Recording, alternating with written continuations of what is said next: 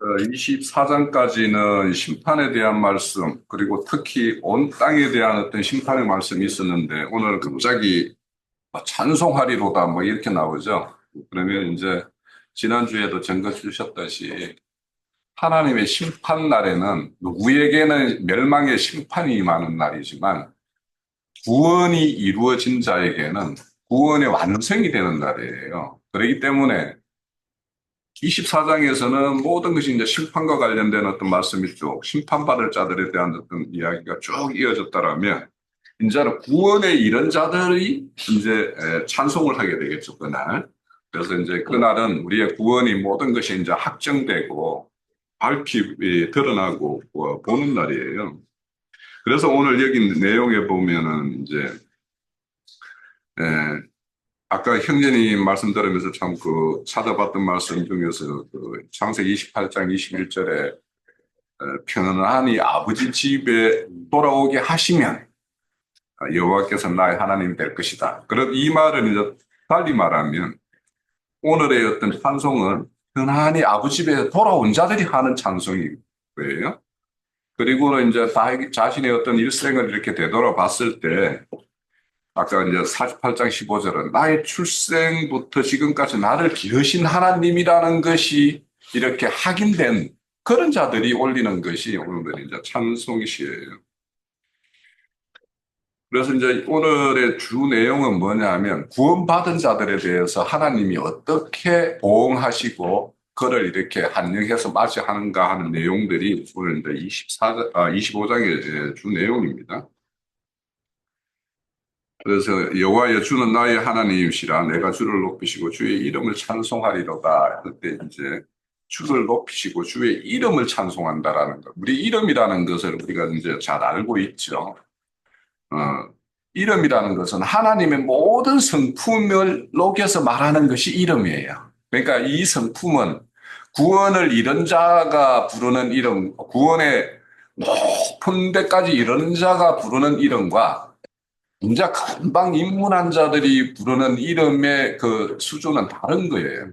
그래서 이름은 하나님이 창조하시고 이 우주 만물을 경영하시고 그리고는 구원의 모든 과정에 따라 섭리하시고 그리고는 최종적으로 심판하고 하나님께서 구원을 완성하시는 이런 모든 과정을 지켜본 사람들이 그 체험을 어떤 사람이 농도 있게 가졌느냐. 그래서 뒤에 가면 골수에 기름진 것 이런 말들이 나와요. 그러면 이 골수에 기름진 것 이런 것들은 골수에 사무친다 이런 말을 하죠. 그러니까 하나님의 은혜가 골수에까지 사무친 사람들이 그 사람들이 기름진 걸로 느끼는 것과 표피적으로 하나님을 알고 표피적으로만 느끼는 사람들의 어떤 찬양의 시가 다른 거예요. 그 이름을 부르는 것이. 그런데 그 주의 기사는 애적에 정하신 뜻대로 성실함과 진실함으로 하셨다 이렇게 말씀을 해요. 그럼 하나님의 모든 애적에 정하신 뜻이 있죠. 그러니까 창조 이전부터 하나님은 창조를 계획하실 때부터 뭔가 뜻을 세워놓고 있죠. 그죠? 그래서 이 천지 만물을 지은 가운데 하나님의 모든 것에는 하나님의 뜻이 깃들어 있어요. 그래서 그것이 신실함과 진실함 이런 게 있는데 우리가 이제 이 말을 할 때 진리라는 말을 한번 찾아보세요. 어떤 분이 이제 진리에 대해서 굉장히 강조하시는 분이 있는데 진리에는 여기서 말하는 신실함과 성실함 이것이 가장 기본이에요. 진리에는. 왜냐하면 진리에는 불변성도 있지만 그 불변성이라는 것을 다른 말로 말하면 처음부터 시종이 똑같으신 거 이런 성질을 가지고 있잖아요. 그래서 우리가 뭔가 진리를 말하면 진리라는 것은 작은 것에서부터 큰 것까지가 일관된 어떤 것을 이런 어떤 방향성을 가지고 있고 그런 것이지 진리는 어디에 저 충천 하늘에 점 하나처럼 이렇게 존재하는 게 아니단 말이에요. 그래서 우리가 진리의 뭔가를 이루기 위해서는 그거는 과정이 있는 거예요. 그러면 그 과정마다 지금 아까 형제님이 뭐 도연이한테 뭐 이런 말을 했는데 내가 보건대는 그거는 그때그때마다 맞는 충고를 해줘야지. 지금 도연이한테 야 세상은 허무한 거야라고 말하면 안 되는 거예요. 이거는 왜냐하면 그거는 도연이가 자라가면서 경험하면서 배워가는 과정에서 얘가 고민하고 뭔가로 막 신음하고 있을 때 그때 맞는 충고를 딱 해줘야지 그게 진리인 것이지. 지금 도연이는 저 뭐 이제는 그런 그 아이한테 내가 인생 50년을 경험한 걸 이야기해주면 그거는 안 맞는 거예요.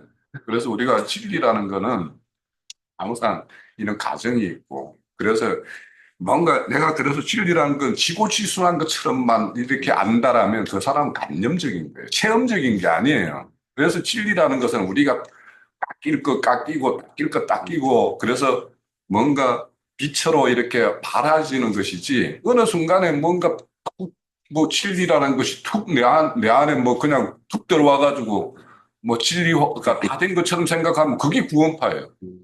예? 그래서 우리가 이 진리라는 거 뭐 이런 말을 할 때도 진리라는 것은 5살짜리가 진리라고 말하는 게 있고 10살짜리가 말하는 것이 있고 결혼을 한 그 청춘이 말하는 어떤 진리가 있는 거예요. 그거는 비진리라고 말하면 안 되는 거예요. 그 단계에서는 그게 진리인 거예요. 그래서 우리가 그런 것들도 우리가 늘 이제 생각해 보면서 하나님이 신실함과 진실함으로 일하시고 우리를 그렇게 아까 날 때부터 출생부터 지금까지 나를 기르신 하나님 이 말이 나는 너무도 이제 와닿는 거예요. 그러니까 이 하나님이 나를 기르는데 내가 5살짜리일 때 이유식을 먹어야 될 나이에 너 왜 그 저게 뭐 진한 음식 이런 것들을 못 먹어 한다라면 그거는 안 맞는 거예요. 그런 하나님은 존재하는 우리의 하나님이 아니에요. 그러니까 각 사람마다 우리가 이제 각 체험하고 경험하는 하나님은 얼마든지 다를 수가 있고 그 어떤 사람마다 자기가 이렇게 겪어온 것들 사건들이 다르기 때문에 우리가 너는 왜 그런 하나님으로 알아? 할 필요도 없는 거예요. 그러니까 우리가 보편적으로 이렇게 공통 분모로서의 어떤 하나님을 말할 수가 있는 부분이 있고 짜 사람마다 이렇게 체험하는 하나님은 별도로 있을 수 있는 거예요.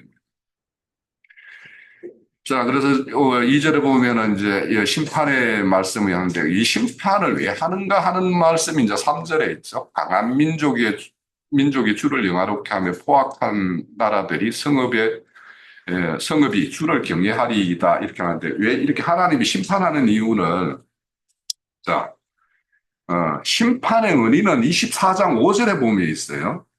5절에 보면 24장 5절 땅은 또한 그 주민 아래서 더럽게 되었으니 이는 그들이 율법을 범하고 율례를 어기며 영원한 언약을 깨뜨렸기 때문에요. 그러니까 하나님은 하나님이 어떤 사람은 사람으로 지은 이유가 있고 짐승은 짐승마다의 어떤 지은 이유가 있어요. 그런데 그 짐승으로서 지어짐과 사람으로서 지어짐 그에서 일탈되는 게 이제 죄인간이에요. 그러니까 하나님이 사람을 지을 때는 이렇게 살고 이렇게 살다가 와 이렇게 하는 게 있는데 거기에서 다른 것으로 사는 어떤 모습을 보였을 때 그거를 하나님은 죄라고 여기고 거기에서 다 바른 길로 이렇게 인도하는 것이 이제 하나님의 어떤 구원인데 그래서 이렇게 하나님의 법과 언약을 깨뜨려 버렸기 때문에 이제 심판을 행하시는데 심판을 행하는 이유는 여기에 그 포악한 자들도 이 하나님의 심판을 당하게 되면 내가 왜 이걸 이렇게 당했지? 내가 세상에 어떤 가장 강력한 힘을 가졌다라고 생각하는 우리나라가 이 민족이 왜 이렇게 망하게 되었지라고 하는 것들을 생각을 해보는 거예요. 그러니까 우리 인생에서 하나님의 어떤 걸 체험하는 것은 잘 나갈 때가 아니고 잘 나가다가 꺾였을 때 하나님을 진짜 만나서 체험하게 되는 거예요. 그래서 여기 강한 민족을 영화롭게 하며 포악한 자들 성읍이 경외하게 하기 위해서인데 우리 이사야서 26장 9절을 한번 또 봐보세요. 왜 하나님이 심판을 하시는가? 9절에 보면 밤에 내 영혼이 주를 사모하여 싸운즉 내 중심이 주를 간절히 구하오니 이는 주께서 땅에 심판하신 때에 세계의 거민들을 을을 배우게 하기 위해서 심판을 행하셨다라는 거예요. 그러니까 하나님 심판은 그냥 멸하기 위해서가 아니고 심판에는 당연히 멸하는 존재가 있고 그 멸하는 현장을 보면서 오히려 구원으로 나아오는 자가 있는 거예요. 그러니까 심판에는 항상 이런 양면성이 있기 때문에 우리가 그러면 우리는 하나님의 어떤 그 약속된 날, 하나님의 심판의 날은 정해져 있어요. 우리는 날짜는 모르지만 그러면 그 날에 우리는 어떤 편에 있는 자가 될 것인가 하는 것이 오늘 우리가 생각해 봐야 되는 거예요. 그래서 앞에 1절에서 주는 나의 하나님이시오라고 하는 이자가 되어 있으면 그가 주인으로 나를 하나님이 나의 주인이라고 하면은 주인이 나를 어딘가로 끌고 갈 거 아니에요. 목적대로. 아니, 주인에게 속한 자가 내가 주인을 끌고 갈 수는 없는 거 아니에요. 그러면 주인은 당연히 뜻하는 대로 끌고 갈 거예요. 그래서 그 가정에는 내 불순종으로 매맞는 일도 있을 거고, 내 순종해서 하나님께 칭찬받는 일도 있을 것이고, 그런 가정을 겪어서 이제 이렇게 하나님을 끝내는 이제 하나님의 그 이름을 영화롭게 하고 그 이름을 찬송하는 자가 되는 것이 이제 우리의 어떤 신앙의 목적인데. 그런데 이제 오늘도 여기 이제 사절에도 보면 포악한 자들, 그들의 어떤 그 포악한 자들이 행하는 것들을 다 이렇게 하나님께서 그치게 하실 것이고, 그 포악한 자들이 활동할 때는 하나님이 이런 자들 활동하는 때는 활동하는 이유가 있겠죠. 그죠? 그런데 이제 그런 포악한 자들이 이렇게 활동을 해서 내가 그로 인해서 여기 보면 궁핍한 자가 돼 있고 환란 당한 가난한 자가 있을 수 있어요. 우리가 그런 사람일 수 있죠. 그때 하나님께서는 뭐가 되시느냐면 요새가 되시고 피난처가 되시고 혹양 아주 강한 강약기는 메마른 땅을 걸을 때 그 쬐어지는 그 햇빛을 구름 기둥으로 이렇게 덮어주셨던 분이죠.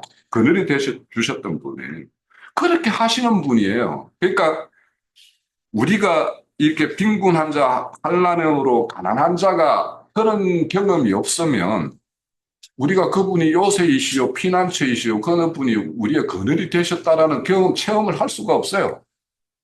우리가 이런 자의 어떤 과정이 있었기 때문에 이런 것을 경험하게 되죠. 그러니까 하나님이 우리를 궁핍한 자, 또 한랑 가난한 자로 만드는 것은 하나님이 어떤 하나님인가를 경험하게 하기 위해서 지금 그런 가정에 우리를 넣어둘 수도 있는 거예요. 저도 이제 요즘에 자매 요즘에 보면 아이고 어제 그저께만 펄펄 뛰어다니다가 내가 오늘은 그 한 2년 전의 영상을 이제 이렇게 우리 집에서 이렇게 강론한 그 이상하게 유튜브에 거기 떠서 이제 들었어요. 들어보면 그때 이제 멀쩡할 때지. 아, 저렇게 했던 사람인데 지금은 이제 뭐 한 번 누웠다가 일어나려면 쿵쿵 앓으면서 일어나는 거 이러는 어떤 처지를 보면 그런데 저것이 구원인가? 이것이 구원이라면 이거를 달게 받아야지 어떤 우리가 수단과 방법이 없구나라는 걸 이제 저는 생각해요. 그래서 이것도 우리 김자매에게는 구원의 한 방편으로 하나님이 이렇게 베푸신 것이니까 받아야지 이렇게 하고 그렇게 생각하는 것처럼 이렇게 이제 옆에 이런 사람을 두 보지 않은 사람은 경험 못하는 것을 나는 경험하는 게 있는 거예요. 그러니까 옆에서 그러니까 이렇게 빈궁한 자, 가난한 자 이런 자에 되었을 때 하나님이 어떻게 일하시는가를 이제 우리가 잘 이렇게 보시면 하나님이 그래도 그때그때마다 피할 길을 다 열어 주셨기 때문에 지금 오늘의 우리가 있는 거예요. 자, 6절에 보면 자, 이제 그렇게 구원에 찬송하는 사람들을 위해서 하나님께서 어떻게 하시는가? 연애를 베푸신다라는 거예요. 6절에 보면 만군의 여호와께서 이 산에서 이 산이라는 것은 오늘 우리 히브리서 12장 24절에 나오는 말씀이겠죠. 하늘의 시온산에 이런 자들이 이 산에서 기름진 것과 오래 저장된 포도주로 연애를 이렇게 베푼다라는데 거기에 이제 덧붙여서 이제 설명을 골수 가득한 기름진 것과 오래 저장된 맑은 포도주라고 이제 우리가 앞에서 뭐 포도주가 없고 이런 말씀을 봤죠. 24장에서 그죠? 그런데 여기에 보면 맑은 포도주로 이렇게 하신다라는 거는 하나님께서 온전히 회복해서 새로운 세계에 너희들을 맞아서 하나님이 진설하는 어떤 그런 장치죠. 자, 이거는 이제 우리가 하나님이 이렇게 연애는 베푸는 장은 오늘 우리가 이렇게 모여서 이렇게 말씀잔치를 하는 것도 연애의 한 장면이죠. 그죠? 그래서 여기에서 우리가 하는 것은 영원한 어떤 세계에서 하나님이 베푸시는 연애의 하나의 어떤 모형들이고 우리가 조금씩 조금씩 맛보는 자리예요. 그런데 이제 여기에 우리 오늘 오셔가지고 정말 골수에 가득 찬 어떤 그런 기름진 것과 밝은 포도주를 이제 드시고 가야 되는데 그런 것이 이제 뱃을 될 건지 말 건지가 이제 제일 중요한데 여하튼 뭐 잘 이렇게 새겨 들으시면 골수에 기름진 것이 될 것이고 어, 아무리 어눌한 말로 뭐 이렇게 부족한 정도를 하더라도 좋은 걸로 들으시기를 바랍니다. 그래서 여기에 골수가 가득한 기름진 것은 우리 인생길에서 강야와 같은 메마른 땅을 거닐 때 그분이 그늘이 되어 주셨던 어떤 이런 체험들 있잖아요. 이런 것들이 바로 골수에 가득 찬 기름진 것들이에요. 그러니까 기름진 것 하니까 막 어디 까번쩍하고 막 뭐 희화찬란한 어떤 막 그런 어떤 그 우리 뭐 부패집과 같은 어떤 이런 데에서 펼쳐지는 그런 잔이 아니고 우리가 강약길 갈 때 아무것도 내가 진짜 의지할 거 없을 때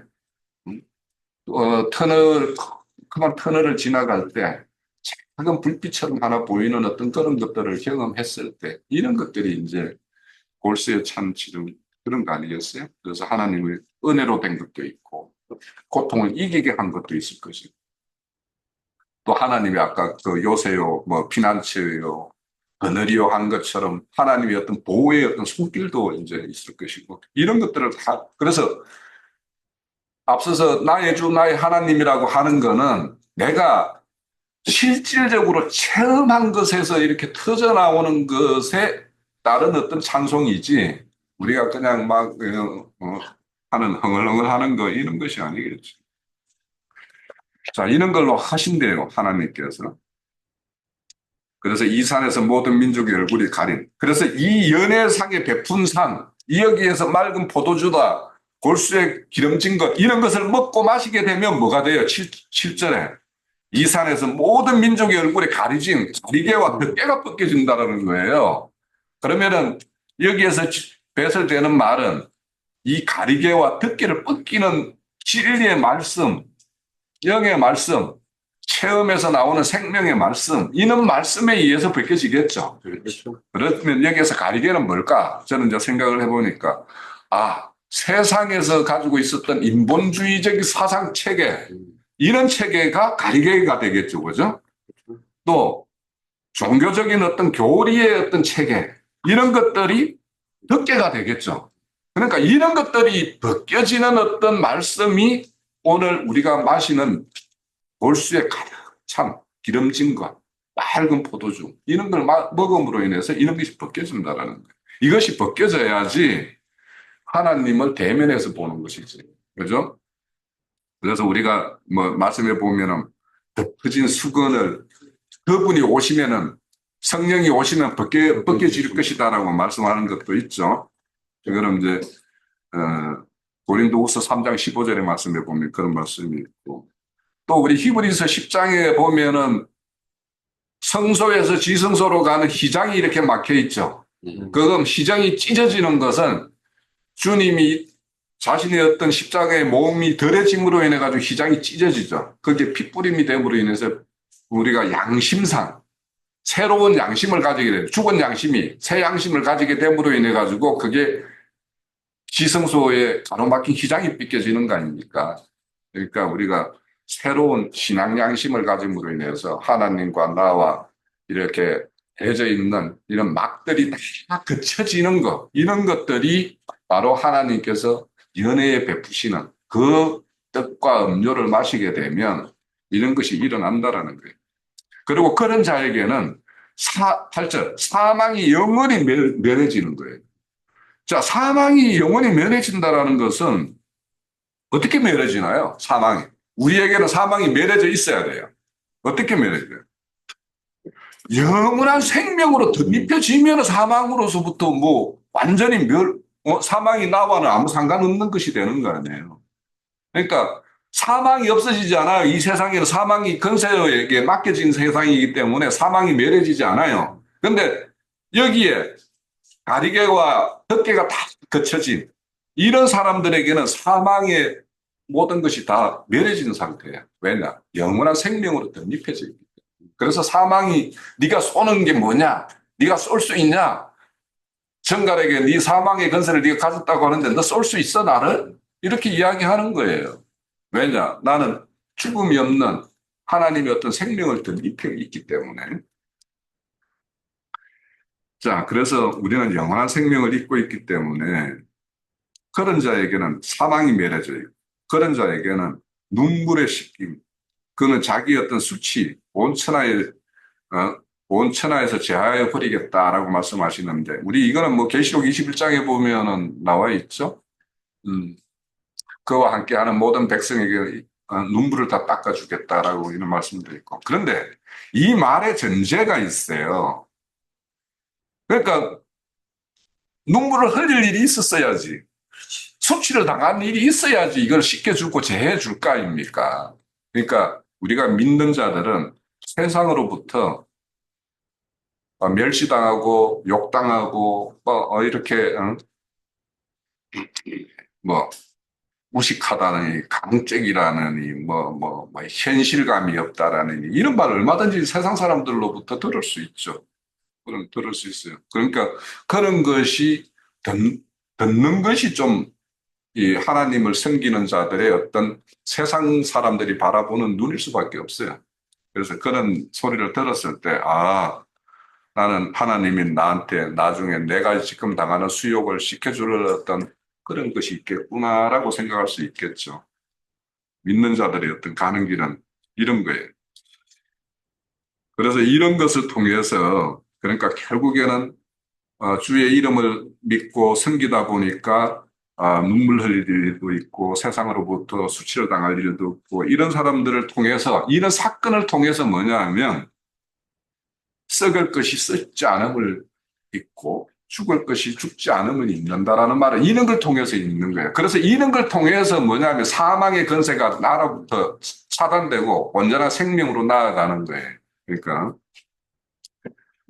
그래서 우리가 세상으로부터 이런 어떤 수욕과 수모를 당하는 일이 많으면 많을수록 우리가 하나님의 일을 잘 가고 있구나라고 생각하시면 될 것 같고 9절에 보면은 이제 그날에 말하기를 이렇게 되는데 항상 우리는 그날이라는 것이 여호와의 심판의 날이고 우리는 구원의 완성의 날이고 뭐 이런 날이겠죠? 그러니까 여기 앞에 보면 9절의 앞에는 그 보라라는 그 감탄사가 있어요. 그러니까 일어난 하나님의 어떤 그런 행사를 8절까지 쭉 본 사람들이 이제 밝히 보고 그 말에 의해서 감탄되는 어떤 말이 이제 9절의 말인데 그날에 말하기를 이는 우리의 하나님이시라. 우리의 하나님. 그러니까 첫 번째는 나의 하나님이라고 그랬죠. 그런데 이제는 우리 모두가 함께하는 이런 어떤 교회라는 어떤 한 모습을 이룬 그 하나님. 짝을 불러서 그리스도의 몸된 교회를 이루게 하신 그 하나님. 그를 이제 우리는 기다렸고 오래도록 기다렸겠죠. 여기는 이제 주님이 이제 오심으로 인해서 그러니까 여기 연애라는 거는 일단 예수님이 이 땅에 오심으로 인해서 그분에 의해서 배설되는 게 있어요. 그죠? 그러면 그는 있고 그리고는 이제 최종적으로는 우리가 음부세계에서 첫째 부활로 참여한 자들이 신부성에 들어가서 그 신부성에서 있을 잔치가 우리의 또 다른 어떤 잔치의 모습도 있는 거예요. 그러니까 우리가 이 땅에서 육신을 입고 교회를 통해서 하나님의 말씀이 배설되고 이런 걸로 인해서 베풀어진 연회가 있는가 하면 우리가 육신의 몸을 온전히 입고 신령한 몸을 입고 첫째 부활에 참여해서 신부성에서 있을 그런 잔치는 또 우리는 또 달리 예비가 되어 있는 거죠. 그래서 이런 오래 기다렸으니 이렇게 되어 있는데 이 기다림이라는 것이 결국에는 우리 앞에서 이렇게 쭉 나오는 그러니까 썩어질 것이 썩어짐이 없는 죽을 것이 죽음이 없는 이런 걸로 이렇게 입혀지는 어떤 그런 과정들이 사실은 이제 기다림이고 성도가 뿌리는 눈물이에요. 그래서 이는 눈물을 흘린 자들이 이제 그날에는 그분께서 눈물도 닦아주시고 하실 것이라는 거예요. 그래서 구원의 완성이라는 것은 결국에는 최종적일 때 어떤 수학의 기쁨과 같이 어떤 단에 하나의 어떤 단에 우리가 묶인과 같이 이렇게 되었을 때 그 모습이 구원의 기쁨. 여기 보면 9절에 보면 우리는 그의 구원의 기쁨이요 즐거워하리라 할 때 우리는 하는 것이 뭐야? 하나의 단으로 묶여 있는 이런 걸 말할 때인데 우리의 그러니까 각자를 불러서 이런 한 단으로 묶어서 이렇게 추수하는 어떤 하나님의 어떤 행사를 우리가 다 볼 수가 있어요. 그래 10절에서 10절부터는 이제 모압에 대해서 이렇게 심판의 말씀을 하는데 왜 갑자기 모압에 대한 어떤 심판의 말씀을 하실까? 여기서 이제 여호와의 손이라는 면은 이제 권능인데 여기에는 이제 이 손은 심판하는 손인데 이렇게 하나님의 어떤 구원의 완성 이런 기쁨을 누리는 자가 있는가 하면 이 모압은 하나님의 어떤 초대를 받았지만 초대에 응하지 않은 자들의 어떤 표상이 여기 모압이에요. 그러니까 말세에 하나님의 어떤 초청을 받은 자, 그렇지만은 초청에 거절하고 오히려 하나님의 백성에게 대적하는 자들. 그래서 모압과 암몬은 이스라엘 백성들이 하나님의 약속의 땅을 갈 때 그 길을 열어달라고 했을 때 그 일을 오히려 차단하고 막았던 자들, 이런 자들의 어떤 상징이기 때문에 그들에 대한 어떤 심판을 모압이라는 이름을 이렇게 등장시킨 걸로 보여요. 그런데 이제 우리가 알다시피 여기 보면 이제 그런 속에 이렇게 초계가 같이 이렇게 버리짐을 당한다라는 것인데 이것은 결국에는 이제 심판이라는 것은 결국에는 알곡과 쭉정이와 뭐 가라지를 이렇게 분별하는 것이 이제 이 추수이기 때문에 이 타작마당에서는 이렇게 아무것도 쓸모없는 것들은 불에 태우든지 그림더미로 던져버리는 거죠. 그런데 여기는 이제 그림더미로 이렇게 던져버리는 걸로 말하는 걸로 보면 최종적인 심판을 말하는 것 같지 않아요. 지금 이거는 그래서 어떤 시대의 어떤 경륜적으로 전환될 때마다의 어떤 심판을 이렇게 말씀하는 것 같은데 그런데 이제 11절에 보면 이 모압이 하나님의 초대해서 이렇게 응하지 않음으로 인해 하나님이 심판을 하면 그 심판을 받을 때 그냥 돌이키고 이렇게 나오면 되는데 스스로 이렇게 그 심판에서 벗어나려고 뭐 헤엄치고 뭐 손을 이렇게 편같이 이렇게 한다라는 거죠. 그런데 우리가 앞서서 말씀해 보면 뭡니까? 올무와 그 뭐 함정 이런 말씀이 나왔죠. 24장에서. 뭔가 뭐 올무를 피하면은 그 다음에 함정이 있고 함정을 피하면은 그 다음에 보면 올무가 있어가지고 피할 자가 없다라고 그랬잖아요. 그런데 오늘도 여기 보면은 그 모압도 매 마찬가지. 스스로 뭔가 함정과 올무를 피하려고 하지만 피할 수 없다라는 거예요. 왜냐? 하나님이 그 능한 손으로 꾹 눌러버리겠다라는 거예요. 오히려. 그러니까 이 자들이 이 헤엄치는 물도 뭐냐 하면 그 맑은 물에서 헤엄치는 것이 아니라 거기에서 뭔가 즐겁게 뭐 이렇게 하는 것이 아니라 그럼더미 물에 던져져 있는 그 그럼더미 물 속에서 거기서 살아보겠다라고 흐적흐적거린다라는 거예요. 그래서 이, 이, 그럼더미 물이라는 거는 아까 더럽혀진 어떤 세상의 어떤 그런 뭐 바다로 상징된 또 하수로 상징된 그런 어떤 곳에 이렇게 던져진 어떤 그런 상태라고도 볼 수 있겠죠. 자, 그런데 이렇게 우리가 모압에 대해서 왜 이렇게 하나님이 심판하는가를 아시려면 에레미야 48장에 모압에 대한 심판의 내용을 그 긴 한 장을 할애해가지고 모압에 대해서 심판을 해요. 왜 모압에 대해서 심판하냐? 모압이 가지고 있는 그, 그, 그 성읍들이 요새와 같이 되어 있어요. 그래서 모압 스스로 뭐냐면 자신들은 이런 자신들이 쌓은 그 요새, 성벽, 이런 것들을 믿고 교만히 행했기 때문에 이런 교만한 자들에 대한 어떤 심판하는 것이 에레미야 48장의 전체적인 어떤 내용이에요. 그래서 우리가 이런 어떤 하나님이 뭔가 심판을 하는 것은 그의 어떤 것을 끊기 위해서 하는 것인데 그 끊는 현장에서 그 꺾임을 당하면서 이 손길이 하나님이 나에게 마지막 주는 어떤 기회구나라고 생각하고 손들고 나오는 자는 구원에 이르겠지만 자기 스스로 이것에서 헤엄치려고 하다 보면 더 수렁에 빠지는 거예요. 우리 이제 이런 예를 들면 좀 미안한데 우리 박영재님이 한동안 그렇게 헤엄치고 헤엄치고 거기서 스스로 한번 해보려고 하다가 그랬는데 이제는 이제 하나님의 어떤 뜻을 이제 온전히 헤아려서 이제 수긍하고 이제 하나님께 이제 맡기는 어떤 그런 말씀들을 우리 첫 시간에도 많이 이제 말씀을 하셨는데 그래요. 그래서 우리가 오늘의 이 말씀은 온 땅을 심판할 때 누군가에게는 멸망이 어떤 심판이지만은 누군가에는 구원의 한호예요. 즐거움이에요. 기쁨이에요. 그러면 오늘 우리 이 시간은 그날에 있을 일을 우리는 생각하면서 오늘 무엇을 준비해야 될 것인가? 어떻게 살 것인가? 이것을 생각하는 것이 생각해보고 하나님의 어떤 온전한 어떤 보호와 그는 그늘막으로 들어가라고 하는 것이 오늘 25장의 어떤 우리에게 주는 근면의 말씀이라고. 그래서 우리가 인생 살다 보면 여러 경험들을 합니다. 그것들이 우리에게 골수에 뭔가를 빈 골수를 꼭 채우는 어떤 그런 어떤 체험이고 경험들이에요. 그래서 그런 어떤 나에게 주어진 어떤 그런 것들을 잘 새기면 내 골수를 가득 채우는 기름진 것이 될 것이고 그런데 그것을 다 흘러보내고 떠나보내면 그냥 허송세월만 보내고 하나님도 힘들고 본인도 힘들고 그래서 그런 어떤 기나긴 어떤 그런 시간들을 보낼 것인가 아니면 내가 단번에 그냥 이런 말씀을 보고 손들고 나올 것인가 하는 것은 그게 지혜입니다. 지혜는 딴 게 아니에요. 우리가 성경 말씀을 통해서 이렇게 배우고 공부하는 것은 그런 어떤 지혜로움을 우리가 갖추고 그렇게 하기를 바라는 것이 이제 하나님이 우리에게 주신 말씀의 뜻이라고 봐요. 자, 오늘 이사야 25장은 그런 어떤 심판 가운데에서도 구원의 한호, 그 무리 속에 우리가 다 들고 그날을 생각하면서 오늘의 어떤 고달픈 거, 눈물 흘린 거 이런 것들을 잘 이렇게 이겨나가시길 바랍니다. 자, 제 증거는 마치. 네, 한 5분 정도.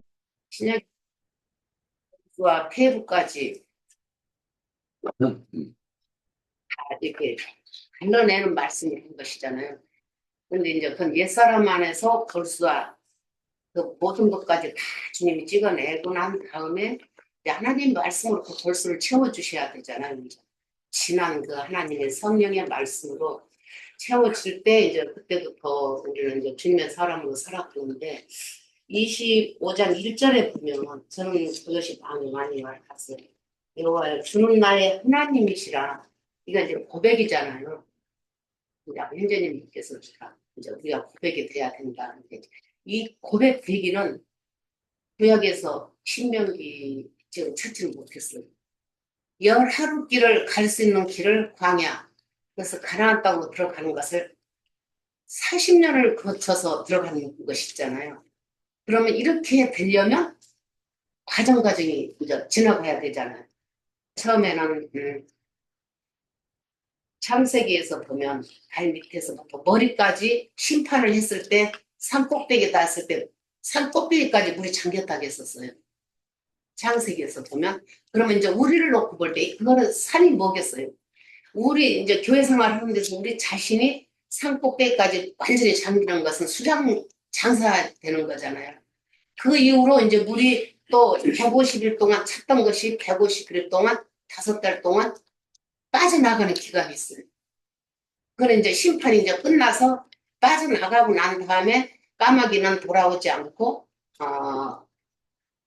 비둘기는 감람잎새를 가졌을 때 새로운 이제 세상을 이제 보는 거잖아요. 거기서는 그렇겠지만 우리로 볼 때는 심판이 끝나고 주님의 이제 말씀을 하는데 저는 하나님 주는 나의 하나님이시라 이 말씀은 마태복음 16장 16장 한번 보시면은 시몬 베드로가 대답하여 이르되 주는 그리스도시요 살아계신 하나님이신 아들이시니라 이런 고백을 했잖아요. 고백을 했으면은 이게 다 끝나야 되는데 넌 이렇게 되라 해야 되는데 그 뒤로 주님이 사단아 내 뒤로 물러가라 그리 마옵소서 했잖아요. 죽는다고 하니까 그러면 이게 지금 하나님이라고 인정을 했단 말이에요. 그러면 이제 영적으로 주님은 베드로는 영적으로 하나님을 보신 거예요. 하나님의 아들이라는 것을. 그때는 봤지만 근데 이제 우리를 표현을 한다면 우리도 오늘 보면 주님 어떤 말씀을 딱 주면 보여요. 기뻐서 막 날뛰죠. 근데 이제 실제가 필요하단 말이에요. 운전면허도 필기 있고 도로주행 있고 실제로 이제 운전 면허증을 받으면 나가잖아요. 3단계를 거치듯이 베드로도 하나님 아들이시여 하고 했을 때는 진짜 영으로 보았으니까 이렇게 말할 수밖에 없어요. 하나님 아들이라는 것을. 그랬을 때 주님께서 가요나 시모나 내가 복이 있도다. 이를 내게 하게 한 이는 혈육이 아니요 하늘에 계신데 아버지시니라. 이제 영으로 알게 하신 거잖아요. 근데 영으로 알게 해서는 우리도 이제 지나온 과정에 뛴 듯이 기뻤어요. 우리 지체들한테 자랑도 하고 싶고 나 하나님 봤어. 그랬는데 웬걸 그 순간은 너무 즐거웠는데 계시록에서 보면 입에는 다나 배가 쓰다겠어요. 이제 배가 쓴 것이 체험이 이제 경험을 지나가는데 그때부터는 실제로 이제 나와 주님과 이제 내가 너 하나 알려줬으니까 내가 하나님 아들이라는 걸 너 알았냐 그러면 실제로 이제 어떤 분이라는 걸 알게 하셔야 되잖아요. 그러면 이제 배가 이게 말씀은 다뤘지만은 배에서 쓰게 되는 것은 고통스러운 거잖아요. 그런 걸 봤을 때 우리가 하나님이시라 이렇게 고백을 하면 다 됐다고 저도 지나오면서 그랬어요. 이거 하나님 봤을 때 나만 봤네 했는데 그게 아니고 그렇게 하나하나 이루어 가는 것이 42곳을 거쳐 갈 때 물이 발목에서부터 무릎까지 여호수아에서 보면 무릎까지 허리까지 목까지 계속 이제 이 차 가는 거예요. 근데 그 물 빠지는 기간이 있단 말이에요. 주님 알아가는 기간이 있고 실제로 이제 또 알아가는 기간이 있을 때 우리가 주님이 어떤 말씀을 했으면 이게 다 됐다가 아니고 그래서 그때 나인님께서 하신 말씀이었어요. 생명이 깊어질수록 말이 없어진다. 그 뜻이 저는 참 이해가 안 갔었어요. 생명이 깊어지면 또 말을 해서 알려야지 이랬는데 물론 영적인 말은 알려야 되겠지만 쓸데없는 소리는 준다는 거예요.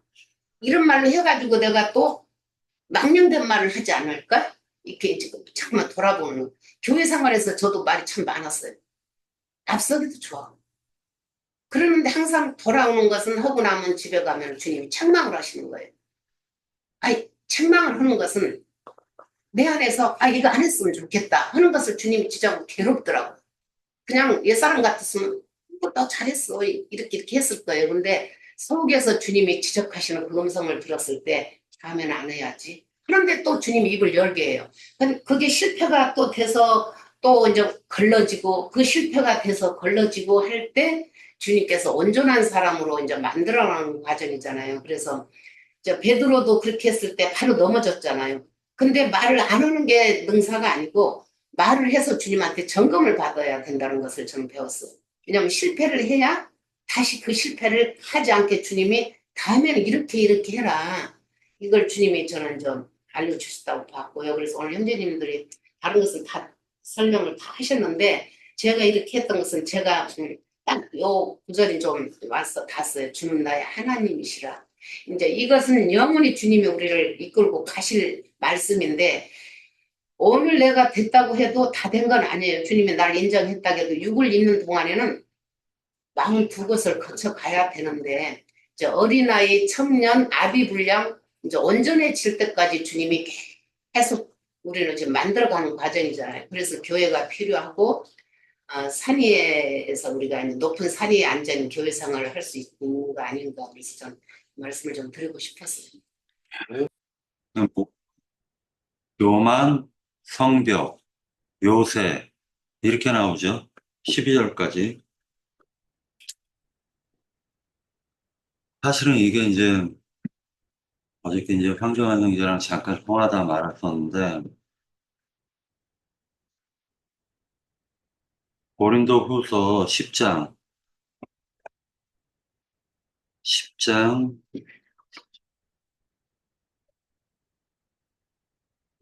자 1절부터 한번 같이 읽도록 하겠습니다.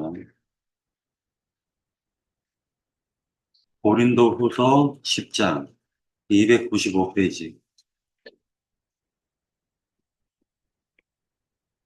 너희를 대면하면 유순하고 떠나 있으면 너희에 대하여 담대한 나 바울은 이제 그리스도의 온유와 관용으로 친히 너희를 권하고 또한 우리를 육신에 따라 행하는 자로 여기는 자들에게 대하여 내가 담대히 대하는 것 같이 너희와 함께 있을 때 나로 하여금 이 담대한 태도로 대하지 않게 하기를 구하노라. 우리가 육신으로 행하나 육신을 따라 싸우지 아니하노니 우리의 싸우는 무기는 육신에 속한 것이 아니요 오직 어떤 견고한 진도 무너뜨리는 하나님의 능력이라. 모든 이론을 무너뜨리며 하나님 아는 것을 대적하여 높아진 것을 다 무너뜨리고 모든 생각을 사로잡아 그리스도에게 복종하게 하니 너희의 복종이 온전하게 될 때에 모든 복종하지 않는 것을 벌하려고 준비하는 중에 있노라. 너희는 외모만 보는도다. 만일 사람이 자기가 그리스도에게 속한 줄을 믿을진대 자기가 그리스도에게 속한 것 같이 우리도 그러한 줄을 자기 속으로 다시 생각할 것이라. 모든 견고한 진이라는 것은 모든 이론을 무너뜨리는 거예요. 그러니까 아론의 아까 얘기했던 모압의 교만이라는 건 자기가 안다라고 생각하는 견고한 진이 된 이론을 가리키는 것입니다. 자, 그런데 또 한 가지 이제 제가 빠뜨렸던 부분이 있었는데 25절에서 보면은 여호와여 주는 나의 하나님이시라 라고 얘기할 때 나의라는 말이 있잖아요. 나의 하나님 할 때 나의 이것이 바로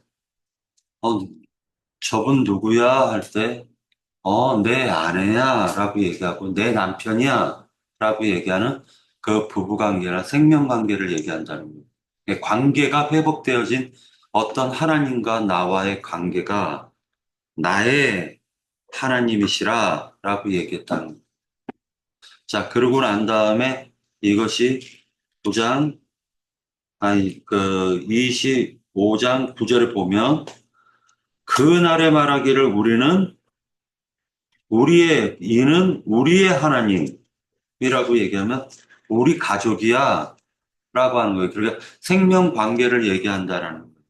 그래서 여기에서 얘기할 때 나의 하나님, 우리의 하나님이라고 얘기할 때 그런 의미가 있다라는 것을 잠깐 좀 빠뜨려서 얘기했습니다.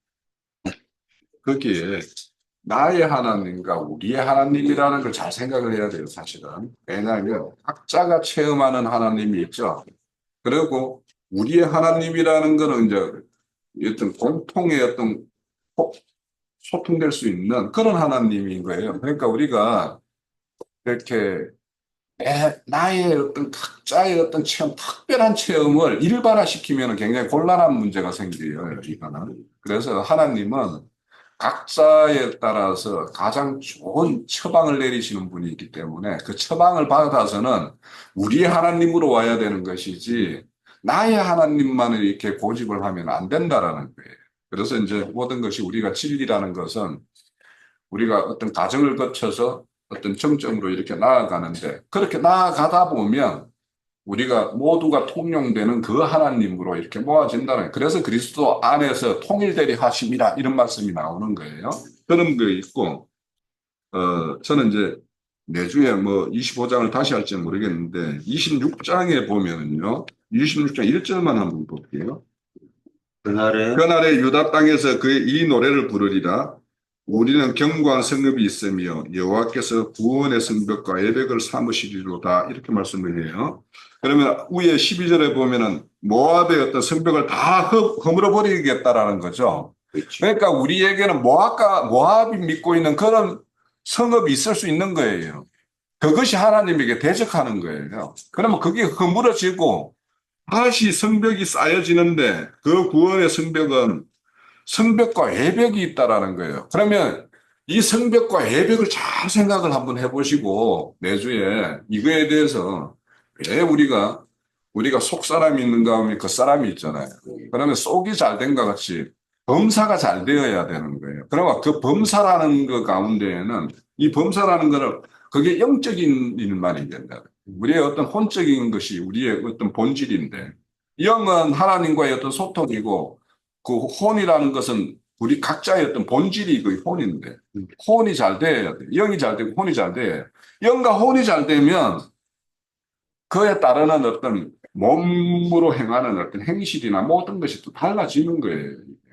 그래서 오늘 내가 말씀 듣는 것보다 유다서를 내가 또 저기 과거에 2년 전에 우리 그 수원 집회에서 했던 걸 내가 들었는데 우리 본성이 그 보면은 우리 저기 박영재가 그 정가를 주고 우리 본성은 절대 안 바뀌어라고 하는데 하나님은 그걸 바꾸는 거기 바꾸는 게 목적인데 이거는 주님께서 예, 바꾸는 게 목적인데 우리 본성은 안 바뀌어. 그러니까 기질마다 사람마다 기질의 차이는 있는데 그 기질도 하나님이 꺾으려고 하면 다 꺾이는 거예요. 그러니까 우리는 그런 걸 별로 그래서 우리 성경에 보면 온유함을 입는다라고 하는데 그 온유함이라는 거는 뭐냐면 그 말 안 듣는 망아지 소가 코꾸리를 딱 끼워가지고 말 듣게 하는 것이 그게 온유함을 입는 거거든요. 그러니까 하나님은 그 자기 망아지처럼 막 이 코피가 풀려 있을 때 날뛰던 것들을 하나님 코끼를 딱 끼워가지고 하는 거는 그거를 끊는 것이 하나님의 어떤 일인데 바뀌는 거예요. 본질 바뀌는 거예요. 내가 믿는데 여전히 내가 뭐 청년 때나 그런 기질이 안 꺾이고 안 바뀐다라고 하면은 그 하나님의 나와 함께 하시는 하나님이 나를 이렇게 변모하고 바꾸려고 하는 거에 내가 뭔가 저항하고 있는 건가? 이렇게 생각을 해야지. 아유, 그 본질은 안 바뀌어라고 생각하는 게, 그거 유다사 문제인 거 다시 한번 들어봐요.